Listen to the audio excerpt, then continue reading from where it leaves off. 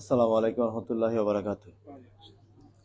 আলহামদুলিল্লাহ ওয়া সলাতু ওয়াসসালামু আলা মান লা নাবিয়্যা বা'দা। আউযু বিল্লাহি মিনাশ শাইতানির রাজিম। বিসমিল্লাহির রহমানির রহিম।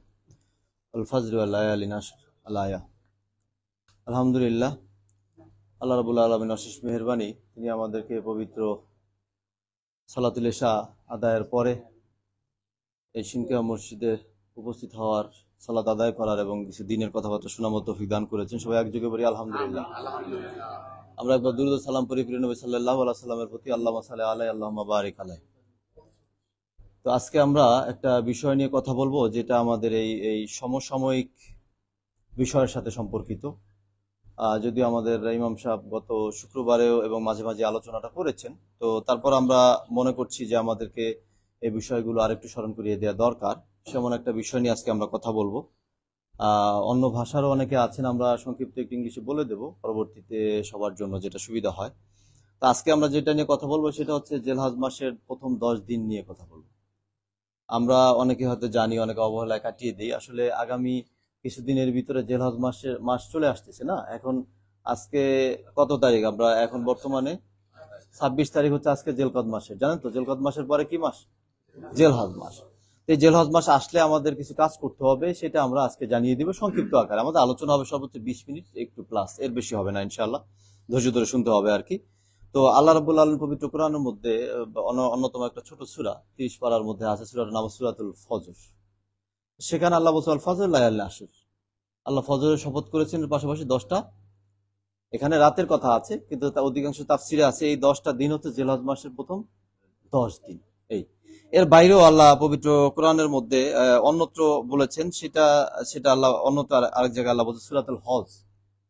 সূরা হজের মধ্যে আল্লাহ একই কথা বলেছেন যে লিয়া শাদু মানাফিয়া লাহুম ওয়ায়াজকুর ইসমাল্লাহি আলাইহি ফি আইয়ামিন মালুমাত আলাইহা ইলা আখিরিল আয়াত। সেখানে আল্লাহ রাব্বুল আলামিন যে আইয়ামিন মালুমাত বলেছেন, এটাও তাফসিরের মধ্যে এসেছে। ইবনে আব্বাস রাদিয়াল্লাহু তাআলা আনহু বলেছেন যে এই 10 দিন হচ্ছে জিলহজ মাসের 10 দিন। তো এটা হচ্ছে কোরআন থেকে, আমরা চাইলে আরো উদ্ধৃতি দিতে পারি, তো সময় সংক্ষিপ্ত, এই জন্য আমরা ছোট আকারে বলে বলে যাব। হাদিসের মধ্যে আছে আল্লাহর রাসূল সাল্লাল্লাহু আলাইহি সাল্লাম বলেছেন যে এমন কোন আমল নেই যে আমলগুলো এই জিলহজ মাসের 10 তারিখের আমলের মতো হতে পারে। তো ফাকালু ইয়া রাসূলুল্লাহ, সাহাবায়ে কেরাম বললেন যে আল্লাহর রাসূল, ওয়ালাল জিহাদ ফি সাবিলিল্লাহ, জিহাদ, যে আল্লাহর পথে জিহাদ করা সবচেয়ে উত্তম আপনি সবসময় বলেন, এই আমলটাও কি উত্তম নয় এই জিলহজ মাসের 10 দিনের আমলের চেয়ে? আল্লাহ রাসূল বললেন যে জিলহজ মাসের 10 দিনের আমলের চেয়ে অন্য কোনো আমল উত্তম নয়।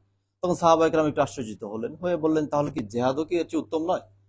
তখন আল্লাহ রাসূল বললেন যে ওয়ালাল জিহাদ ফি সাবিলিল্লাহ, জিহাদের বিষয়টা আলাদা। কেমন আলাদা? কেউ যদি নিয়ত করে যে আমার যা সম্পদ, আমার এই জীবনটা এবং আমার যে সহায় সম্পদ আছে, এটা নিয়ে আমি জিহাদে চলে যাব, আর ফিরে আসার কোনো ইচ্ছা নেই, আমি কি হয়ে যাব? শহীদ হয়ে যাব আল্লাহর পথে। এমন নিয়ত যদি কারো থাকে এবং সে যদি তার সহায় সম্বল, তার জীবন নিয়ে চলে যায়, তারটা ব্যতিক্রম। এর বাইরে যদি কারো ইচ্ছা থাকে আমি জিহাদ করবো আবার ফিরে আসবো, তাহলে আপনি ঘরে বসেও যদি এই 10 দিন আমল করতে পারেন, অবশ্যই জিহাদ ছোট না, বড়, তাহলে আপনার আমলটা তার সাথে হয়তো সমান হতে পারে, কিন্তু কমবে না। কিন্তু আপনি যদি ফিরে না আসার ইচ্ছা পোষণ করেন যে আমি আল্লাহর পথে যুদ্ধ করতে চলে যাব, আমার জীবন এবং মাল নিয়ে আমি আর ফিরে আসবো না, তাহলে কেবল আপনার আমলটা উত্তম হবে। আর অন্যথায় আপনি যদি এই 10 দিন আমল করেন, আমলটা এত গুরুত্বপূর্ণ। তো এই হাদিস, এই এক কোরআনের আয়াত, এই 2 হাদিসটাই আমাদের জন্য যথেষ্ট বোঝার জন্য যে জিলহজ মাসটা কত দামি জিনিস। এখন কেন এটা দামি, এটা নিয়ে বিভিন্ন ধরনের মুস্তাহিদ আলেম ওলামা যারা আছেন তাদের মধ্যে কথা আছে। কেউ কেউ বলেন যে রমাজানের শেষ দশকটা হচ্ছে উত্তম, কারণ সেখানে লাইলাতুল কদর রয়েছে। আল্লাহ বলছেন যে লাইলাতুল কদর খায়রুম মিন আলফি শাহর, তো সেখানে 10 দিন আর এখানে জিলহজের 10 দিন, তা কোনটা উত্তম? তো এটা নিয়ে বিভিন্ন আলেম ওলামাদের মধ্যে কথা আছে। কেউ বলেন যে রমজানের 10 দিন হচ্ছে উত্তম, দ্বিতীয় হচ্ছে এটা। কেউ বলেন না, এটা সারা বছরের মধ্যে উত্তম। কারণটা কি? তো তারা বলেছেন যে রমজানের শেষ দশকে রমজানের কারণে, একটা দিবসের কারণে আল্লাহ সেটাকে উত্তম বলেছেন। কিন্তু এই জিলহজ মাসে কয়েকটা উত্তম ইবাদত আছে, বড় বড় ইবাদত, যেগুলো অন্য সময় করা যায় না। তার মধ্যে অন্যতম একটা বলেন তো কেউ একটা, এই জিলহজ মাসের 10 তারিখে কি আছে? হজ আছে। হজ আছে না? অন্য সময় ওমরা আছে, কিন্তু তখনও যারা হজ করতে যায় ওমরা করে, তো হজ ওমরা এগুলো ভালো ভালো কাজ। আর কি আছে? হজের সময় একটা দিন আছে যেখানে আল্লাহ সারা পৃথিবীর মানুষকে ক্ষমা করেন, আরাফা রয়েছে। আর এটা হচ্ছে ইয়ামুন নহর, ঈদুল আজহা, কোরবানি। এই দিনগুলো সব একত্রে আছে জিলহজ মাসের 10 দিনের মধ্যে। এই জন্য এইগুলো হচ্ছে দিনের দিক থেকে পৃথিবীর ইতিহাসে আল্লাহর রাসূলের হাদিস এবং কোরআন অনুসারে পৃথিবীর মধ্যে সর্বোত্তম দিন হচ্ছে এই 10 দিন, আর সর্বোত্তম রাত হচ্ছে রমাদানের শেষ দশক। এইটা হচ্ছে অধিকাংশ আলেম ওলামাদের কথা হচ্ছে এটা। তো এখন এত উত্তম দিন আমাদের সামনে আসতেছে, আমাদেরকে কি করতে হবে, কি করা আমাদের জন্য উত্তম? তো তার মধ্যে সবচেয়ে উত্তম যেগুলো সেটা হচ্ছে যে কোনো কাজ আমরা করার আগে আল্লাহকে খুশি করার জন্য সবচেয়ে প্রথম যে কাজটা করতে হবে সেটা হচ্ছে এই পর্যন্ত যা করে এসেছি তার জন্য ক্ষমা চাওয়া। তাহলে আমাদের জিলহজ মাসের প্রথম কাজ হবে কি? তওবা ইস্তেগফার করা। কারণ কি, আমাদের প্রথম আমল হচ্ছে তওবা ইস্তেগফার, এই জিলহজ মাসের প্রথম এটা। তো এটা করলে আমাদের কি হবে? আল্লাহ রাব্বুল আলামিন পবিত্র কোরআনের মধ্যে বলেছেন, ইয়া আইয়ুহাল্লাযিনা আমানু তুবু ইলাল্লাহি তাওবাতান নাসুহা, তোমরা আল্লাহর কাছে এমন তওবা করো, তওবাতুন নসুহা, তওবা করার মতো, যেটা আর কি। আর তওবা মানে হচ্ছে আমরা যে অন্যায়ের জন্য করব এটা আর আমার জ্ঞানের আলোকে ইচ্ছায় আর করব না। এই যে আমরা সকালে তওবা করি, বিকালে আবার অপকর্ম করি, আবার সন্ধ্যায় তওবা করি, তার মানে কি আমার তওবা কবুল হচ্ছে না, আমি পরিবর্তন হচ্ছি না, আমি পরিবর্তন হচ্ছি না। অরিজিনাল তওবা হচ্ছে আপনি যে কাজের জন্য তওবা করবেন সেই কাজটা ছেড়ে দেয় এবং তার পাশাপাশি কি আল্লাহর কাছে ক্ষমা চাওয়া। এখন এটা কি মানুষ হিসেবে আবার হতে পারে না? হতে পারে, কিন্তু হবে অনিচ্ছাকৃতভাবে, ইচ্ছায় না। বুঝাতে পেরেছি? এটার নাম হলো তাওবাতুন নাসুহা। তো আল্লাহ বলছেন যদি এটা হয় তাহলে কি হবে? আসা রাব্বুকুম আইয়ুকাফিরা আনকুম ওয়া সাইয়্যাতিকুম ওয়া ইয়াদখিলকুম জান্নাতান তাজরি মিন তাহতিহাল আনহার। যদি তুমি তওবা করো, আল্লাহ বলছেন তো আশা করা যে আল্লাহ তোমাকে ক্ষমা করে দিবেন, তোমার স্থান হবে জান্নাত। এই জন্য আমাদের সবচেয়ে আগে, সবার আগে আমাদের কাজ হচ্ছে কি? তাওবাতুন নাসুহা। এই জন্য এই জিলহজ মাসে 1 নম্বর কাজ কি? প্রথম কাজ হচ্ছে তাওবা এন্ড ইস্তিগফার করা। এটা মনে থাকবে তো? এটা করবেন আর কি। দ্বিতীয় হচ্ছে আমাদের এই যে ফরজ গুলো আছে, ফজর, জোহর, আসর, মাগরিব, এছাড়া আমাদের যে ফরজ কাজগুলো আছে এগুলোকে আমরা এখন যে ঢিলে ঢালা ভাবে করি, আমরা জেলাজ মাস চেষ্টা করবো কোনোভাবেই যেন নির্দিষ্ট টাইমের মধ্যে যেন ছুটে না যায়। এগুলো করা যাবে তো? তাহলে আমাদের দ্বিতীয় সর্বোচ্চ কাজ হচ্ছে ফরজ এবং ওয়াজিব গুলোকে যথাযথভাবে পরিপূর্ণভাবে আল্লাহ রসুল যেভাবে করেছেন একেবারে নির্দিষ্ট সময়, এগুলো এখন একটু হেলামি থাকলেও জিলহজ মাসে আর হেলামি আমরা করব না। এর পাশাপাশি একটু নফল, আপনি ইশার সলাতে চলে আসছেন, ইশারের 4 রাকাত ফরজ পড়লেন, 2 রাকাত সুন্নত বরাবরের মতো পড়ে গেলেন, 3 রাকাত বিতির বা 1 রাকাত বিতির বা 5 রাকাত বিতির, বিতির 1 রাকাত থেকে 13 রাকাত পর্যন্ত আছে। আমরা মতান্তরে যাব না, আপনার যেটা ভালো লাগে আপনি যে ভাবেন 3 রাকাতের বেশি নাই, পড়তে থাকেন নফল, তর্কে যাবেন না। এগুলো হাদিসের মধ্যে আছে বিধে আপনাকে বলা হলো। এখন আপনি জেলা যারা খুব আসতে পারে 2 মিনিট, যারা খুব তাড়াহুড়া করে 1 মিনিটে শেষ হয়ে যায়। এই সময়টা এই জন্য প্রথম কাজ তাওবা ইস্তেগফার, দ্বিতীয় হচ্ছে ফরজ ওয়াজিব নফল গুলো, পাশাপাশি কিছু অতিরিক্ত মুস্তাহাব কাজ যদি হয় আমরা একটু নিয়মিতভাবে আমরা করে নেব। এটা আমাদের জন্য বেটার, আমাদের জন্য ঠিক আছে, এগুলো আমরা করব। কারণ কি, এটা গুরুত্ব কেন? আল্লাহ কিয়ামতের দিন প্রথমে জিজ্ঞেস করে সালাত সম্পর্কে, ফরজ সালাত সম্পর্কে।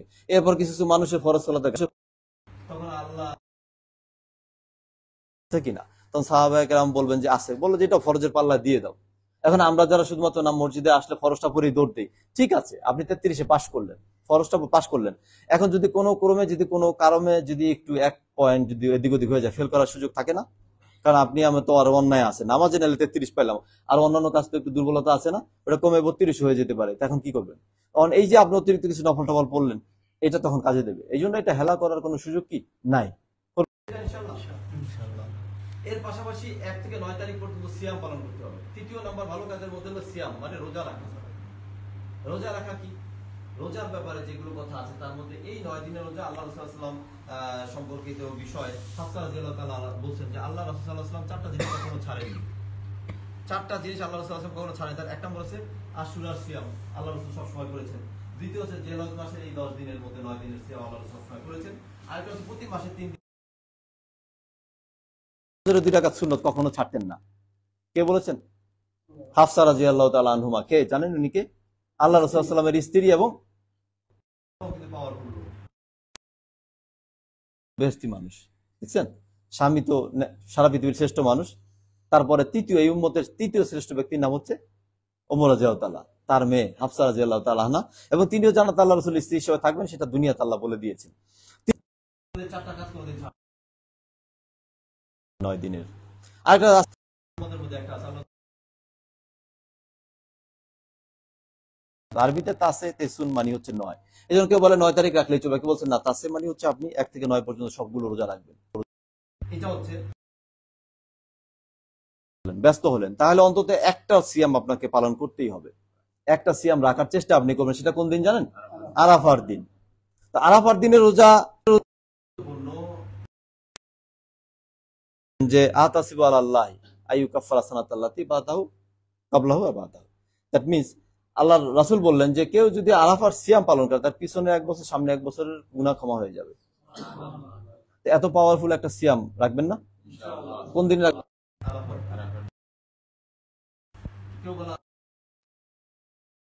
তারিখে। এই জন্য সারা পৃথিবীতে যেখানেই 9 তারিখ সেখানে আমরা রাখবো। এটা একটা মত, ফেলে দেওয়ার মতো না। গুরুত্ব হচ্ছে কি জানেন?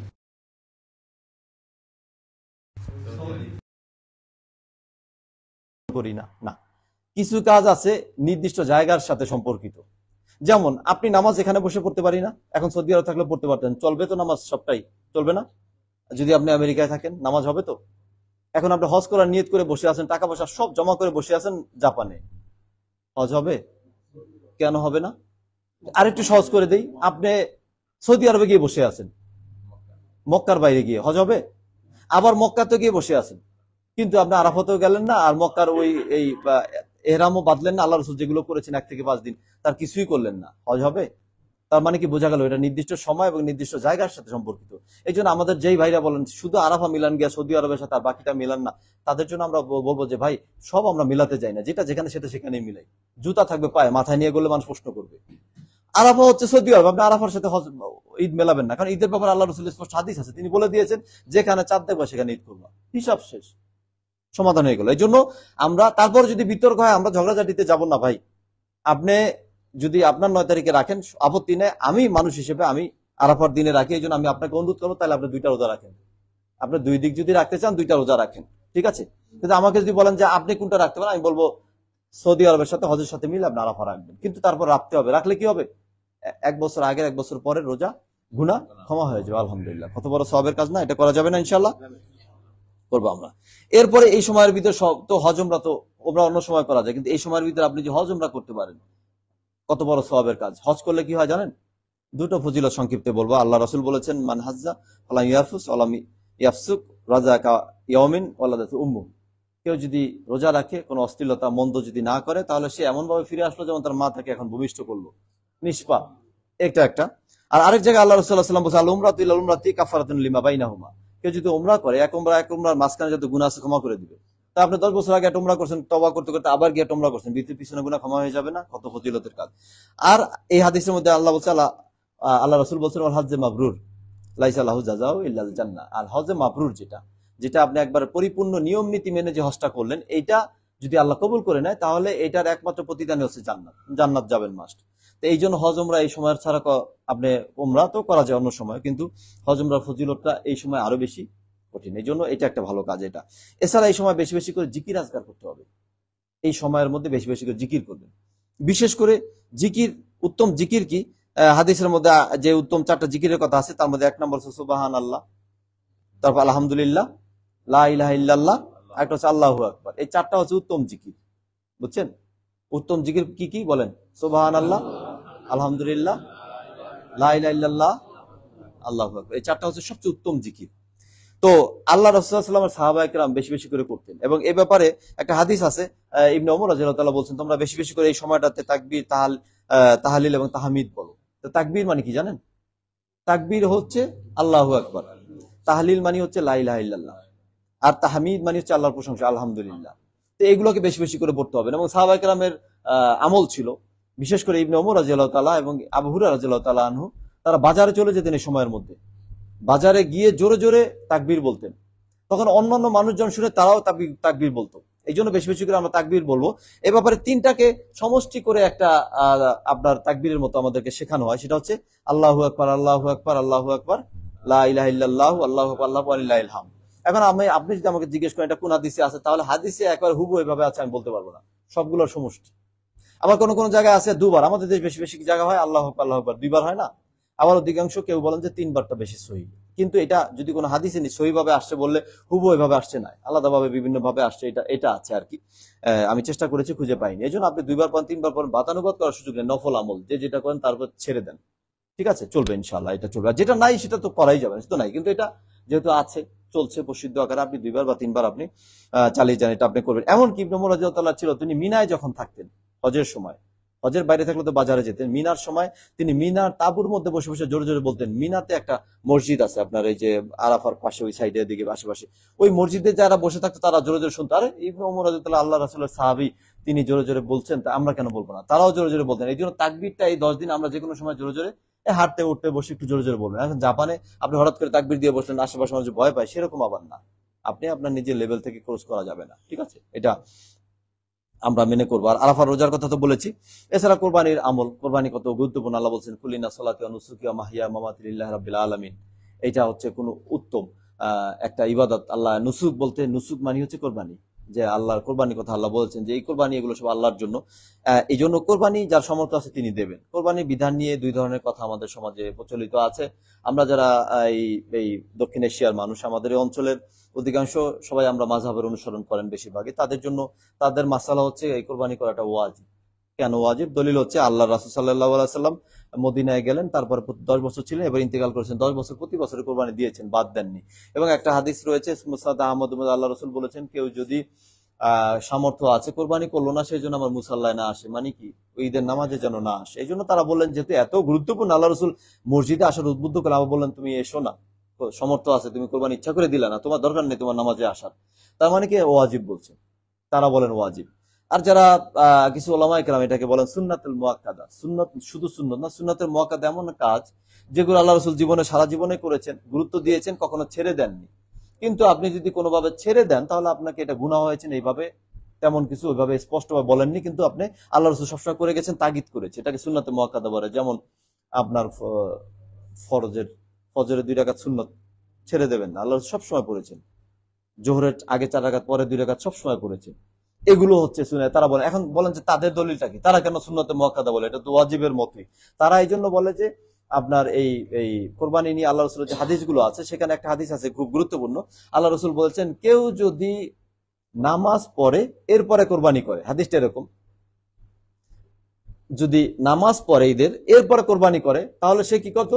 ফাকাদ আসাবা সুন্নাতু, সে আল্লাহ রাসূলের সুন্নাহ পালন করলো। তার মানে কি, এখান থেকে বোঝা যায় যে নামাজের পর যে কোরবানি করলো তাহলে কি করলো? আল্লাহ রাসূলের সুন্নাহ পালন করলো। তাহলে ওয়াজিব কাজের মধ্যে আরেকটা সুন্নাহ থাকে, তারা বলেন যে কাজটাই পুরোপুরি সুন্নাহ। বুঝাতে পেরেছি আপনাদেরকে? এই জন্য তাদের আরো অনেক দলিল আছে, আমরা সংক্ষিপ্ত, এত লম্বা তো বলা যাচ্ছে না, এই জন্য আমরা অতটা বলছি না। তো এই জন্য এই বিষয়টা, এই জন্য সুন্নতে মুআক্কাদা। কিন্তু সুন্নতে মুআক্কাদা আল্লাহ রাসূল কখনো ছাড়েননি। আপনার আমার সামর্থ্য থাকলে আমরাও কি করব? দেওয়ার চেষ্টা করবো। এখন সমাজের সমস্যা হচ্ছে কি, আমাদের নিয়েই বলি, আমরা সবাই জাপানে আছি, এত মানুষ, আমাদের নিয়ে বলি। আমাদের প্রবলেম হলো আমরা জাপানে আছি, যদি ঋণগ্রস্ত থাকি, বন্ধু বান্ধব সবাইকে ভাই তুমি তো জাপান থাকো, গরু তো একটাই দিবা, আমরাও প্রেস্টিজের চিন্তা করে যদি টাকা নাও থাকে হালাত হালাত করে দেই ভাই। এই জন্য বিপদে পড়ে চিন্তা করে যে একটা ভাগ কেমনে দেই, জাপান থেকে একটা ভাগ দেওয়া যায়, এরকম চিন্তা করি না বাইরে। এটা তো ইবাদত। আপনি কি লোক দেখানো দেবেন? আমি কি লোক দেখানোর জন্য দেবো? আপনি 1 মান খরচা করে বাংলাদেশে দিয়ে দেন, একটা ছাগল কিনে দিয়ে দেন, কে কি দেখলো ভাই তুমি আমাকে জাপানে ভাবছো, আসি আলহামদুলিল্লাহ, কিন্তু আমার এখন ছাগলের সামর্থ্য আছে, এটাই দিলাম। মানুষের কথা দিয়ে কি করবেন? দুইটা ইবাদত জানেন, মানুষকে দেখাবার জন্য বেশিরভাগ মানুষ করতে করে, জানেন? অর্থনৈতিক ইবাদত, দুইটা ইবাদত। এটার কারণটা কি? একটা হজ, একটা কোরবানি। কারণটা কি? আপনি দেখবেন যে এই কোরবানি দেবেন যে নায়ক নায়িকারাও দেয়, অথচ দেখবেন তার নামাজ পড়ে, রোজার দিন রোজা রাখে, কয়জনে রাখে? রাখলে কি এই কাজ সে করতে পারে নাকি?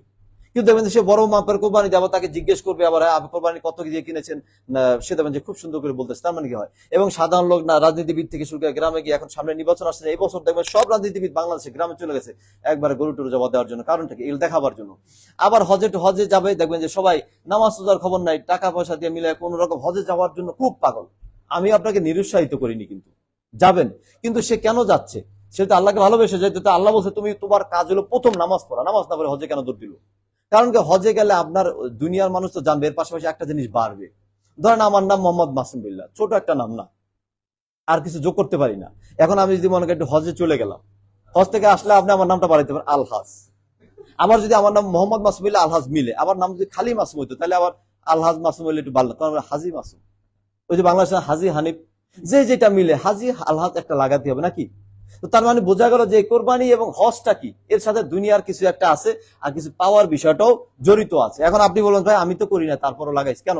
তাহলে আপনি যে সারা জীবন নামাজ পড়েন, আপনার নামাজি আব্দুল হাকিম কেন লাগালেন না? নামাজ তো প্রতিদিন 5 ওয়াক্ত পড়েন, কেন লাগালেন না? আপনি তো রোজা রাখেন, সায়েম আব্দুল করিম কেন নামাজ লাগালেন না? তাহলে হজটা কেন লাগালেন ভাই? এই যে, আরে ভাই হজ করতে এত টাকা খরচ করে গেছি, নামটা না লাগাইলে হয় কেন? এই জন্য নিরুৎসাহিত করলাম না এই দুটা দেখাবার জন্য। এই জন্য মানুষ দেখাবার দরকার নেই, আমাদের যা সামর্থ্য আছে সে অনুসারে আমরা একটা ভাগ হলো কোরবানি কি করবো, দেবো ইনশাল্লাহ। এটা একটা উত্তম আমল। এটাই তো, এগুলোই মোটামুটি আমাদের এই এই জিলহজ মাসের মেইন আমলের মধ্যে। আর যে কোরবানি করার সামর্থ্য আছে কোরবানি দিবে নিয়ত করে ফেললে আপনার জন্য অতিরিক্ত একটা আমল আছে, সেটা হচ্ছে আল্লাহ রাসূল বলছেন কেউ যদি কোরবানি দিতে চায় সময়ের মধ্যে সে যেন চুল আর নখ না কাটে। চুল আর নখ যদি আপনি না কাটেন আপনি সওয়াব পাবেন, সাদাকার সওয়াব পাবেন। ঠিক আছে, এই এখন এগুলো করবেন। আর যতদূর সম্ভব এই 10 দিনে যতদূর সম্ভব দান করবেন, 1 টাকা হোক 2 টাকা 5 টাকা আপনার সামর্থ্য অনুসারে আপনি সাদাকা করে যাবেন। 10 দিন শুরু হবে যদি 7 তারিখ ঈদ হয়, 27 তারিখ ধরেন, 28 তারিখ থেকে শুরু হবে, 27 তো 10 দিন, তো এরকম হবে। তো এইভাবে করে আমাদের এই আমলগুলোকে আমাদের চালু রাখতে হবে। এখন দেখবেন যে আমরা বর্তমানে ফেসবুকের যুগে আছি, ইউটিউবের যুগে আছি, কেউ কেউ বিভিন্ন আমল দেখবেন বলবে, আবার এটাকে উপর দিয়ে লিখে দেয় যে অমুক মক্কা শরীফের আলেম, অমুক মসজিদের ইমাম সাহেব এই 10 দিনে একটা গুরুত্বপূর্ণ আমল দিয়েছেন, আপনি শেয়ার করলে সব বিভিন্ন কিছু দিয়ে দিবে যে আপনি 1 টাকা দিলে আপনি প্রতি সহি। এগুলো মানুষের সুবিধার্থে, কে কোথেকে বানাইছে তারা বানাইছে, কিন্তু আল্লাহ রসুল এইভাবে হাদিসে বলেননি যে আপনি 1 টাকা দিবেন, এটা করবেন, এটা এই বিভিন্ন কিছু আমরা বলে। আমরা একটা উদাহরণ দিতে পারি, যেমন আমরা মাঝে মাঝে বলি আল্লাহ বললেন যে লাইলাতুল কদর 1000 মাসের চেয়ে উত্তম। এখন আপনি 1000 মাস জেগে থেকে যদি আপনি রাতে একবার আল্লাহু আকবার বলেন আর ওই দিনে একবার বলেন, সমান হবে না? তখন আমরা উদাহরণ দিয়ে বলতে পারি আজকে একবার বলা 1000 মাসের চেয়ে উত্তম। এটা আল্লাহর বিধানের সাথে আপনার কথাটাকে মিল আছে। এখন এখানে উনি বললেন যে আপনি প্রতিদিন 1 টাকা দেন, আপনার এইটা হবে, আপনি 3 বার কুল আল্লাহ এটা হবে।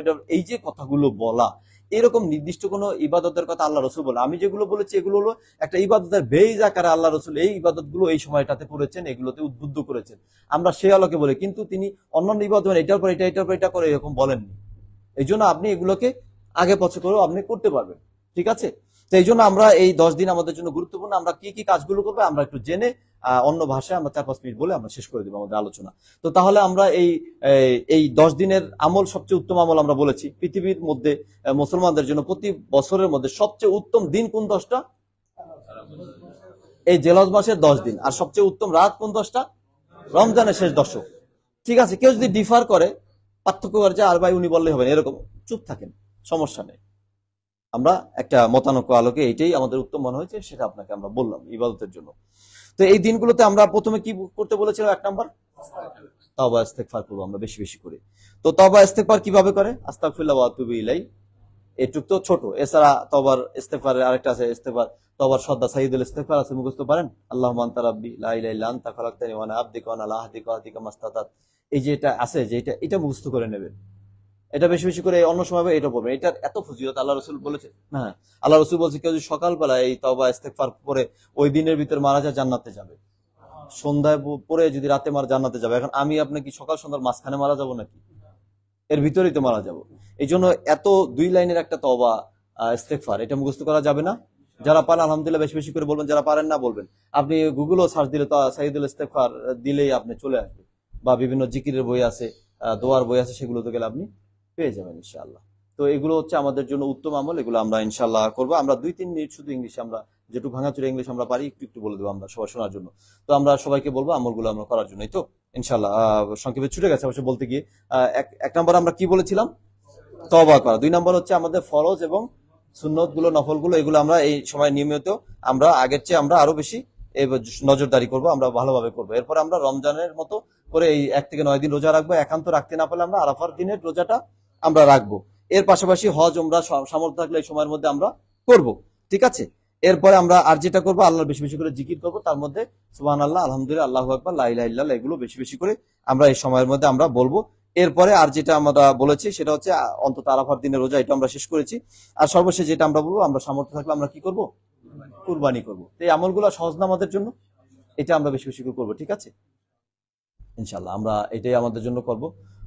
তো এটা আমরা সবার জন্য আমরা বলছি। তো মিনাসান কেউ খুতবা দেওয়া তো মিজিকাই জিকান নান দেশকে তো ইমামা দিলকাত কি নান দেশ নে আরাবিয়া গোনো ইনশাআল্লাহ মোশকাস্তে নিজু হাচিনি চিকানা জেল হজ নারিমাস তে কোরআন তো হাদিসু নিয়র তো কোনো ইচিনেন জুনি ইচিবান ইহি তোস্তে ওয়া জেল হজ নো ইচিবান সাইশুনো কোনো তো কাকাল নান দেশ নে জেল হজ নো ইচিনি সানসি গো রকুকা কারা জুমা দেখে ইচিবান ইহি নান দেশ নে নাজে ইচিবান ইহি নাজে কাকা কোনো জিকান নিয়ান হজ আরিমাস, উমরা মো আরিমাস, কুরবানি মো আরিমাস, আতো আরাফা মো আরিমাস, সোনো তামে ですからこの時にいろんないいことありますけど、これやると、インシャアラ、私たちの点数がすごく上がります。まず一つは、トーバやってください。たくさん。トーバっていうのは、アッラに謝るってこと。アッラに謝る。何のことでもアッラが私たちにいろんなことをあげてくれたので、その感謝してアッラに謝ること。まず一番、この時に、今も謝りますけど、必ずそのジェラーズの時にもっともっと謝ってください、アッラに。アスタグフィラワートゥブイラ言ってください。サイドルステファーも言ってください。アッラに自分の言葉でたくさんアッラに、アッラ私たちをいろんな悪いことしてしまったので、許してくださいね。で、ずっと言ってください。それはまず一つ。もう一つは、ちゃんと豪快の礼拝とか、他のイバダっていつもやってることを、このジェラーズの時は、もっと真面目にやってください。今は仕事だからちょっと時間ずらっていろいろやってるんですけど、ジェラーズの時はもっと真面目にやってください。で、あとは、ジキル、アッラの名前をたくさん言ってください。一番いいジキルは、アッラの名前一番いいことは、まずは、スバハーナッラ。たくさんスバハーナッラ、スバハーナッラずっと言ってくださいね、その時ね。アルハムドリッラ、アッラの感謝する言葉。あと、ライラハイッラッラ、アッラ以外の神はなし。これをたくさん言ってください。あとは、アッラフアクバル。アッラが一番いい。で、こういういろんな言葉が一番いいことなんですね。それをたくさんを、繰り返し言ってください。ラスサラサラのサハバたちは、この時に、商店会に行って、バザールとかに行って、たくさん人がいるところに、これたくさんアッラフアクバル言ってたんですね。そしたら他の人は、アッララスルのサハバたちは、たくさん言ってるから私たちはいますねって、みんな騒いで一緒に言ってたんですね。で、我々もそういう、やってください。あとは、お金あれば、サウジに行って、この時間の間に、ハッジがありますので、ハッジやってください。ハッジやったらどうなります？アッラ、ラスサラス言ったのは、ハッジやると、ハッジちゃんとやれば、ハッジ終わった後にあなたが自分のお母さんから生まれてきた時みたいな無ザキになります。無ザキっていうのはあなたの悪い点数はもうありません。ですから、この時に、できるだけの方は、我々はみんな日本に住んでますから、結構、たくさんお金持っている人がたくさんいるので、一応は頑張れば、インシャアラハッジはできますので、行ってくださいね。あと、できれば、オムラもやってください。あとは、クルバニ。クルバニっていうのはアザヒなんですね。日本で4、5万ぐらいあれば、クルバニできるんですね。で、それがやんなかったら自分の国でもできます。で、できるだけ、そのお金がある方は、何も問題なければ、インシャアラ自分の国でもいいし、日本でも、クルバにやってくださいね。それいいこと。あとは断食すること。ジェラーズね、1から5、9日まで、10日は断食しちゃダメね。イードの日は断食ダメ。イードの後、3日間。全部で、この時は4日間は断食ダメなんですね。あとは、ラマダンの後の日、イードルフィトルの日ダメ。1年中に5回ラマダンやったらダメなんですね。ですから1から9までラマダンできる方やってください。じゃあ忙しい。休み取れない。できない。そしたらどうしますとしたら1日でいいです。アラファの日。アラファの日にラマダンやってやれば、ラスサラス言ったのは、前の1年と後の1年、2年の悪い点数はなくなりますよ。こんないいことありますので、できるだけサウジアラビアの今年多分もしかして、順の5、5日の日、もしかして、あれなるかもしれないんですね。アラファ。皆さんは今、ね、オンラインでご存知だと思いますから、その日だけでも、シヤムやってくださいね。インシャアッラ。これだけこの、ちっちゃい言葉なんですけど、皆さんいつもやってることなんで、できるだけじゃあ、この、ジュラーズの時にも、必ずこれやってくださいね。インシャアッラ、それでいいことになりますので。で、アッラに、私たちお願いしておきます。私たちはこのジュラーズにちゃんと礼拝できるように、私たちの元気に、あと、トーフィックなるように、アッラにお願いしておきますから、アッラ。あとは、皆さん自分の親戚と家族にもこういういいことを、たくさんいいことを伝えてくださいね。それだけなので、今日のお話はここまででしたので、皆さん今日のありがとうございました。তো ইনশাআল্লাহ বাংলাদেশ ভাইদের জন্য আমরা আমাদের মুস্তাফিজ ভাইয়ের জন্য আজকে দোয়া হয়েছে আলহামদুলিল্লাহ আমরা চাই আল্লাহ মুস্তাফিজ ভাইকে ক্ষমা করে দিন দীর্ঘদিন আমাদের জাপান প্রবাসী ছিলেন আল্লাহ ওনার পরিবারকে হেফাজত করুন এর পাশাপাশি আমাদের মেজো ভাইয়ের এক আত্মীয় মারা গেছেন তাকে আল্লাহ রাব্বুল আলামিন ক্ষমা করুন পাশাপাশি এর পাশাপাশি আমাদের শাহজম ভাইয়ের ওয়াইফ এখন অসুস্থ হসপিটালে দোয়া চেয়েছেন আমরা চাই আল্লাহ তাকে সুস্থ করেন এবং আমাদের মধ্যে যারা অসুস্থ আছে আল্লাহ সুস্থ করেন আমাদের মধ্যে ভুলগুলো তো আপনি ক্ষমা করে দেন আমাদের জিলহজ মাসের যে আমলগুলো আমরা শুনেছি এগুলো পরিপূর্ণ করার তৌফিক দান করেন এবং সর্বোপরি আমাদেরকে মুসলিম হিসেবে কবুল করুন এই দাবি এই দাওয়া আপনার কাছে রেখে আজকে আলোচনা আমরা এখানে শেষ করছি আপনি আমাদেরকে মুসলিম হিসেবে কবুল করুন আলাইনিল্লাল বালাক সুবহানাকাল্লাহুম্মা ওয়া বিহামদিকা আশহাদু আল্লা ইলাহা ইল্লা আনতা আস্তাগফিরুকা ওয়া আতুবু ইলাইক আসসালামু আলাইকুম ওয়া রাহমাতুল্লাহি ওয়া বারাকাতুহু